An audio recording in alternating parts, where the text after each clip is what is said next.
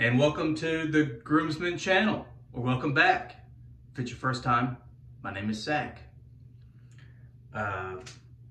Today, but first of all, how you doing? You good?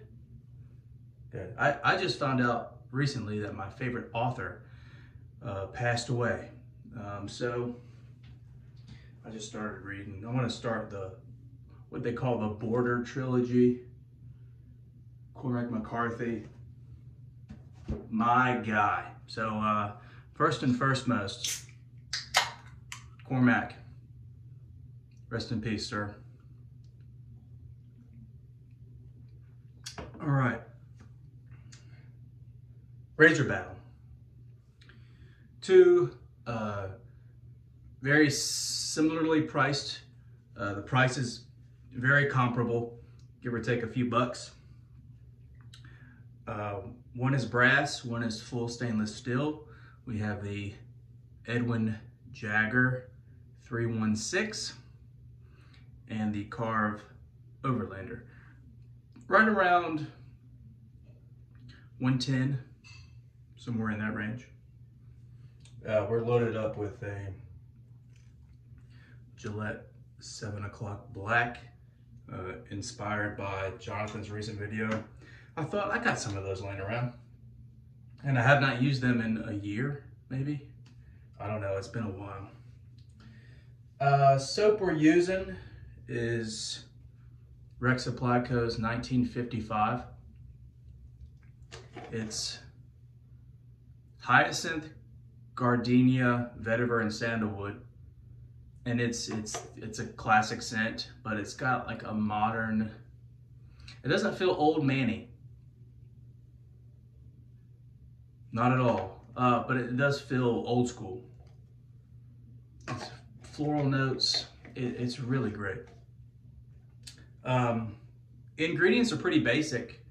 Water, lye, stearic acid, shea, coconut oil, tallow, glycerin, emulsified wax, and fragrance. So like 9 ingredients. It's not full of this, you know, fluffy words, this fluff that you see. Other people call it skin food ingredients, which I would, you know, I like that all that stuff's in there. But I think it's more important for me that those are in the post-shave product than the actual soap itself. What I look for in a soap is, can I get it to lather, and does it provide some cushion, and is it slick? Some glide on my face. So basic ingredients. Talking with Matt Prosarsik in our group chat with him, I think he was thinking of a price for this. I believe it was Adam suggested that his price be $19.55, which I don't think he took Adam's suggestion on that, which I thought was cool. He's coming out with 1966, which should drop within the next week or so. Don't hold me to that. Sandalwood forward scent. So if you're interested, look out for it. All right, and the splash. I don't have 1955 splash. It does come in like that. It's a blue aftershave, which is cool. I don't have that yet. I have Razor Rock Z Pepino, which is floral. It's got the green tobacco leaf scent. It pairs nicely. All right, let's with the sack.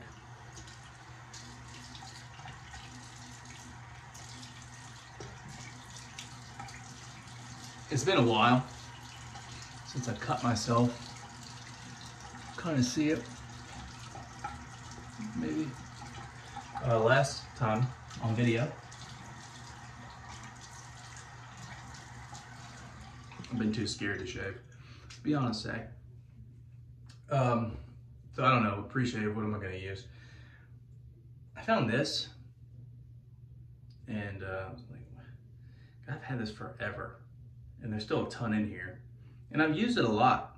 Not recently, but when I first started, I think I was listening to a podcast, and I think it was like Adam Carolla and Dr. Drew with a paid advertisement. And Drew was talking about Cremo. I was like,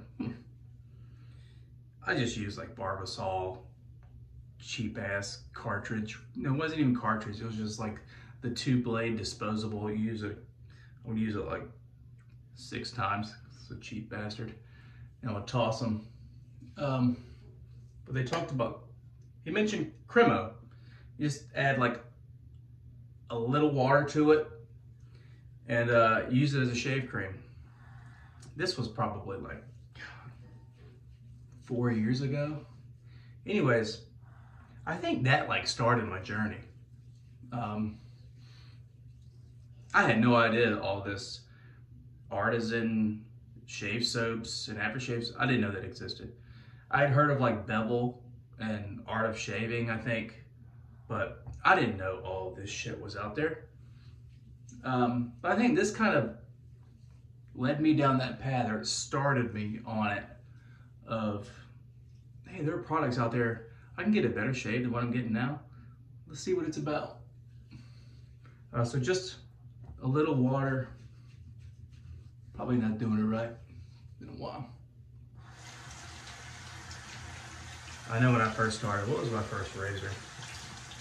I think it was a Wilkinson Sword twist to open butterfly razor, which I don't know what happened to that thing. It was like 17 bucks. I mean, and when I said like, I just needed to lather, passed the test on that one. Then I think I got a Razor Rock Sloke,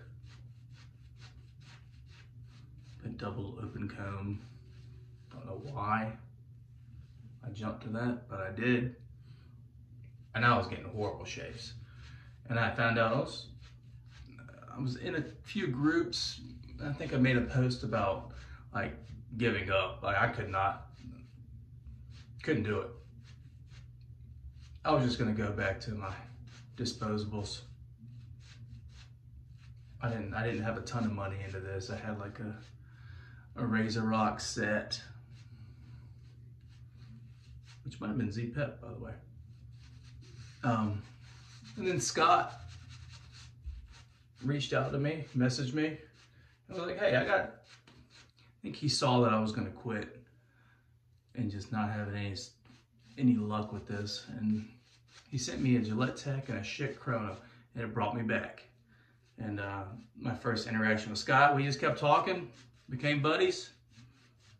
2 years later, Groomsman channel. All right, long ass intro. Here we go. We're probably gonna go, I'll go Overlander on my left, your right, to start.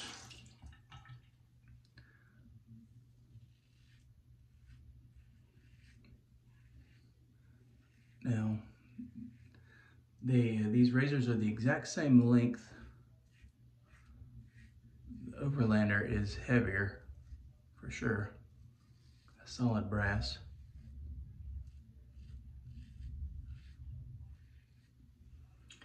The blade, I'm going to talk about blade gap and exposure. If you've been shaving for a while, you know that means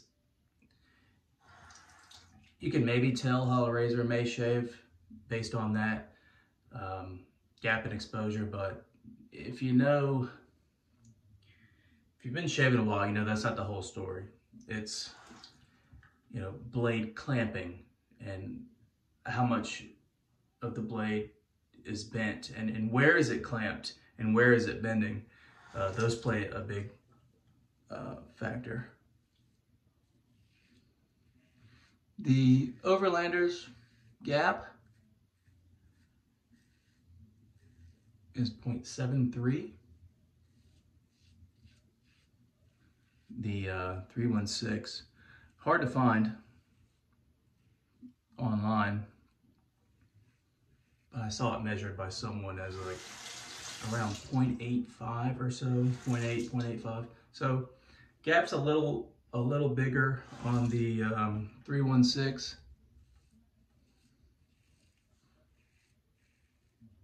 They do both have positive exposure. I know that Overlander does. just by looking at the 316, it seems to as well. Maybe just positive. If you know, comment below.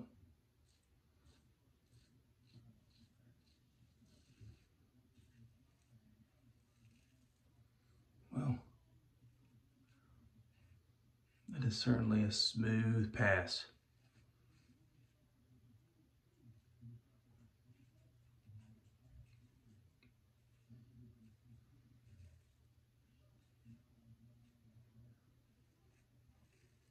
Which has always been my experience with this razor. This thing's a smooth criminal, man.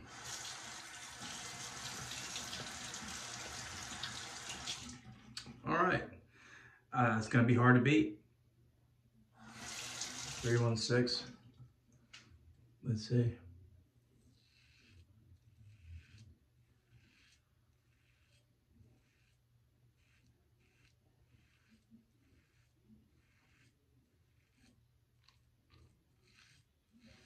I'll tell you. Similar dimensions, and they feel similar.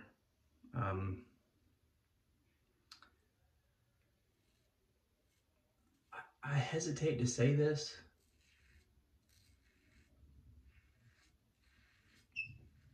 because I've never really, I don't know, this is maybe just the first thought that comes in my head. Do you know that like slight suction sensation? I've never thought about that when I've shaved with this. Never. Until just now. And it's just a thought. It may have a little of that, which may make it feel closer. They're on the first pass, bro. What are you talking about? I'm just talking here, people.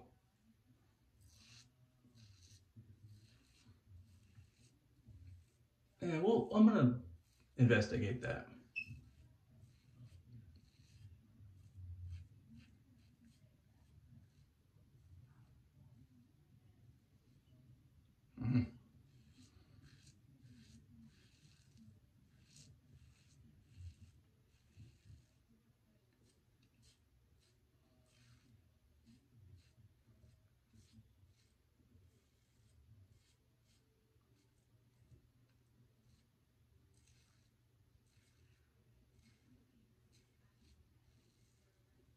Now these are both smooth razors.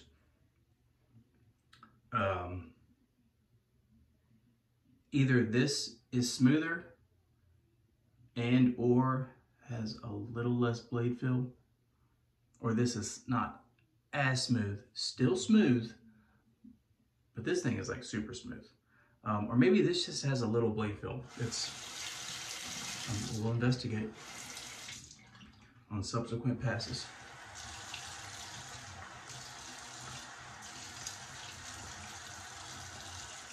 And I'm just trying to use that Cremo up. I'm tired of looking at it. But yeah, this lather, man.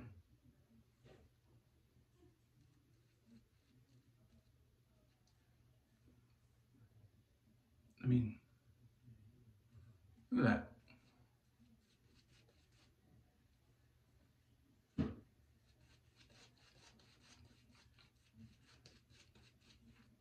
It's not super thick. It's definitely got some volume here.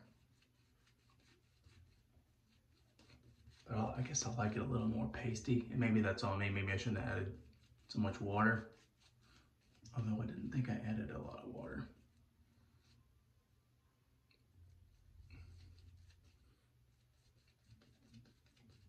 Yeah, there we go.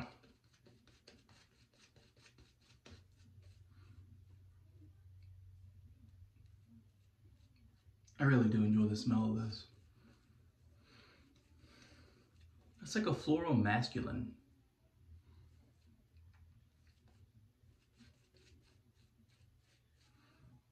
All right. Across the grain, Overlander. If you do care about packaging, Edwin Jagger 316 wins. Overlander came in this thing.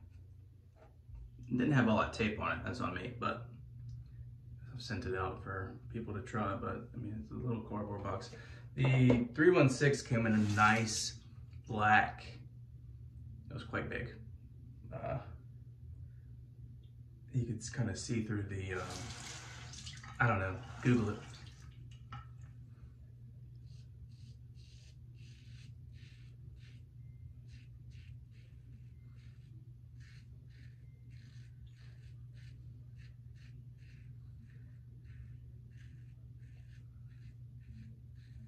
I mean, yeah, I would say calling it suction is probably too strong of a term. It's just it's a slightly different sensation than the 316. And yeah, there's blade fill minimal in this.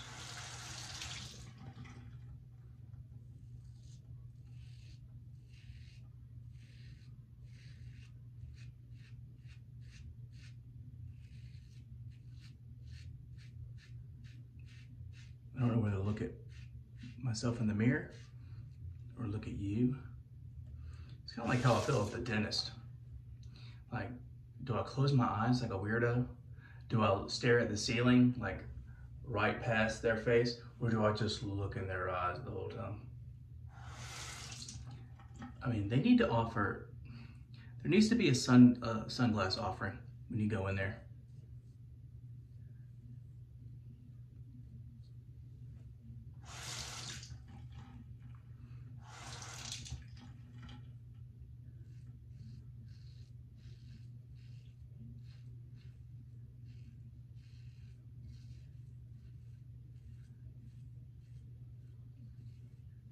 That's what I think it is. I think the 316 just has a little more blade fill.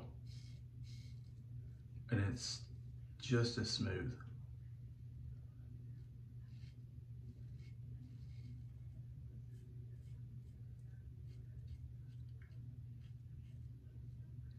So now we'll just see which is efficient, more efficient.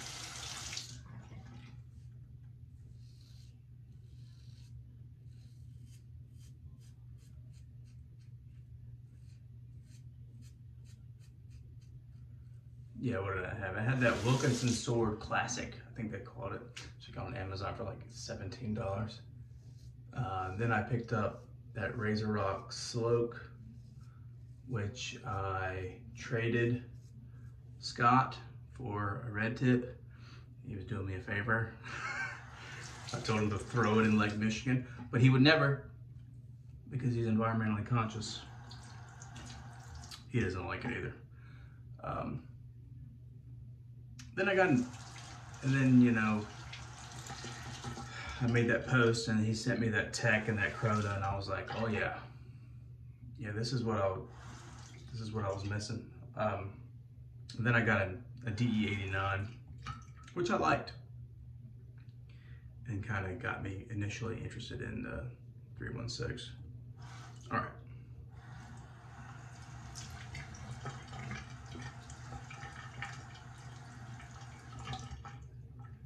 After 2 passes,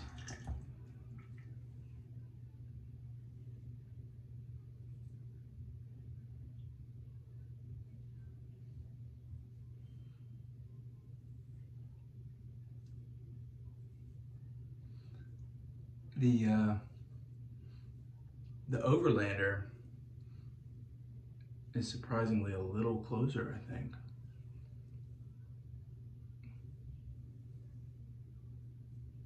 Yeah, so I'm gonna do a third pass and kind of get my thoughts together, and then I'll come back with my, we'll talk about the soap, we'll talk about the razors, and we'll talk about amazing quality and quality. I misspoke. Amazing value from Razor Rock. All right, be right back.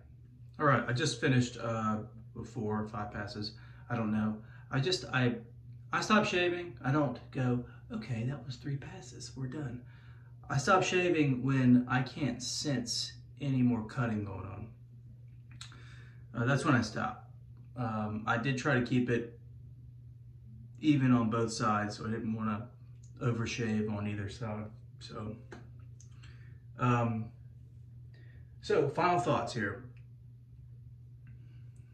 These things are both super smooth razors and very forgiving. Like when people say, don't chase the BBS, don't do it, do it.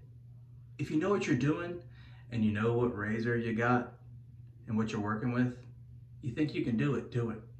You'll get rewarded. If you don't know what you're doing, maybe listen to them. Don't chase it. With these, you can certainly chase it.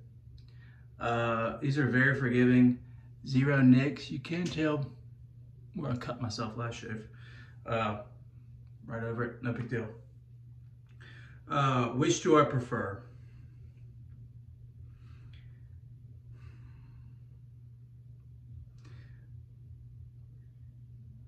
I mean, aesthetically, it may just be a little more comfortable. Overlander. It's really close though, like, and if I had to say which is a closer shaver though, damn, I have this one stubborn spot right here. So maybe the 316 is closer. Maybe next shave I'll swap, since that is a factor for some reason on this side. All right, Razor Rock is like, when I first started out, I was looking at all these artisan soaps and splashes, and I was like, geez, $45 for a set. And then I found this little website called Italian Barber, and they had this for like $7.99 a set. And I was like, okay, yeah, and plus $8, what am I really losing if I don't like the scent? You certainly can't sell it online because you're gonna lose money when you ship the damn thing. But luckily, yeah, this is, it says green tobacco. I didn't know what that smelled like. I still don't know what a lot of stuff smells like, but you wouldn't think tobacco would smell this good. I think it's the leaf. I was thinking like cigarette smoke, which I do like that. When you walk by somebody smoking a cigarette, I like that smell. For like $8, go for it. Especially for a splash. There's soaps, in my experience, the lather seems to be kind of thin. Well, not thin, but it thins out, it kind of dissipates on your skin. But like, dude, $8, that's on sale. All right, that was a hell of a shave. Cremo, take it or leave it. I don't know, I'm trying to get rid of it. I wouldn't recommend, it's not my recommendation to go get Cremo. I do really love this this Badger brush from Zenith, Sicily, I believe. If you're interested, it's like $75. Really love it. So that's a shave. Cormac McCarthy. Oh, let me talk about, so 1955, old school scent, not old man scent though. Think like Spearhead and their Seaforth stuff they do. It's got like a modern twist on it. This is very much in that kind of vein, and I really love this. Looking forward to 1966 coming out. Another recommendation, Cormac McCarthy. If you've ever seen, this is All the Pretty Horses, which I just started. If you've seen the movies, No Country for Old Men, he wrote the novel for that. The Road, that as well. Highly recommend Mr. McCarthy. All right, that's a shave. Thanks for hanging with your sack. Last recommendation.